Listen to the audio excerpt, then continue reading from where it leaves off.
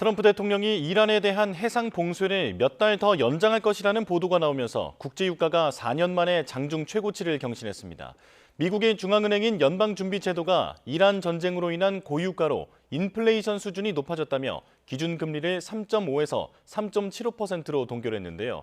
뉴욕 연결의 자세한 소식 알아보겠습니다. 이승윤 특파원, 국제유가가 4년 만에 장중 최고치를 기록했다고요? 네, 그렇습니다. ICE 선물거래소에서 국제유가 기준인 6월 인도분 브렌트유 선물 종가는 배럴당 118.03달러로 전장 대비 6.1% 상승했습니다. 브렌트유 선물은 장중 배럴당 119.76달러로 고점을 높이며 지난 2022년 6월 이후 약 4년 만에 가장 높은 수준을 기록했습니다. 뉴욕 상품거래소에서 뉴욕 유가의 기준점이 되는 6월 인도분 미국 서부 텍사스산 원유 선물 종가 역시 배럴당 106.88달러로 전장보다 6.95% 급등했습니다. 이는 트럼프 대통령이 이란에 대한 해상 봉쇄를 수개월 더 연장할 수 있다는 보도가 나오자 에너지 공급 혼란이 예상보다 장기화할 것이란 우려가 커졌기 때문으로 풀이됩니다. 네, 연준은 이란 전쟁으로 불확실성이 커졌다며 기준금리를 동결했다고요?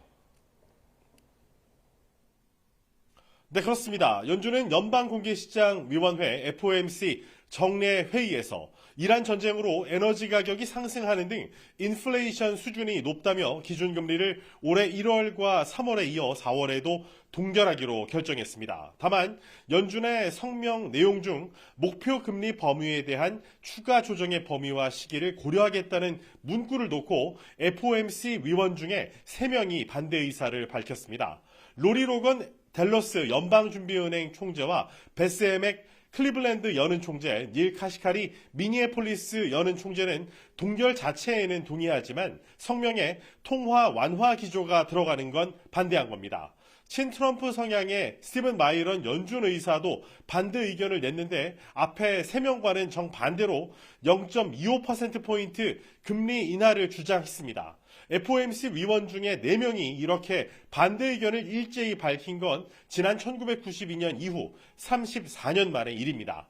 제롬 파월 연준 의장은 FOMC 회의를 마친 뒤 의장으로서 마지막 기자회견이라면서 의장 임기 종료 이후에도 연준에 대한 조사가 확실하게 끝날 때까지 연준 이사로 남을 것이라고 밝혔습니다. 특히 인플레이션은 장기 목표인 2%보다 높은 수준이며 이는 최근 글로벌 에너지 가격 상승이 일부 반영된 결과라고 설명했습니다. 또 중동 상황은 경제 전망에 높은 불확실성을 초래하고 있고 3월까지 지난 12개월 동안 개인 소비 지출 PCE 물가는 3.5% 상승했으며 이란 전쟁발 유가 상승이 크게 영향을 미쳤다고 짚었습니다. 이어 케빈 워시 연준 의장 후보자에게 축하 인사를 건네며 연준의 결정은 이사회와 FOMC 위원들의 집단적인 판단을 반영한다고 강조했습니다. 특히 연준은 객관성과 정직성, 미국인에 대한 헌신을 바탕으로 역할을 계속 수행할 것이라며 연준의 정치적 독립성을 지킬 것을 당부했습니다. 이번 금리 동결 결정으로 한국과 미국의 금리 차는 상단 기준으로 1.25%포인트를 유지하게 됐습니다. 파월 의장은 기자회견에서 이란 전쟁이 미국 경제에 큰 불확실성을 초래하고 있다고 우려했는데 직접 들어보시죠. Developments in the Middle East are contributing to a high level of uncertainty about the economic outlook, and we will remain attentive to risks to both sides of our dual mandate. 금리 인하 기대감이 내려가면서 우량주 30개로 구성된 다우존스 30지수와 대형주 위주의 S&P 500지수는 하락했고 기술주 중심의 나스닥 지수는 소폭 상승 마감했습니다. 이런 가운데 매그니피선트 7에 속한 거대 기술기업 빅테크 4곳이 모두 예상치를 뛰어넘는 매출 실적을 발표했습니다. 세계 최대의 전자상거래 업체인 아마존은 1분기 매출이 1년 전보다 16.6% 증가한 1,815억 달러를 기록했다고 공시해 월가의 예상치인 1,773억 달러를 웃돌았습니다. 구글의 모회사인 알파벳은 1분기 매출이 1년 전보다 22% 증가한 1,099억 달러를 기록해 예상치 1,072억 달러를 상회했습니다.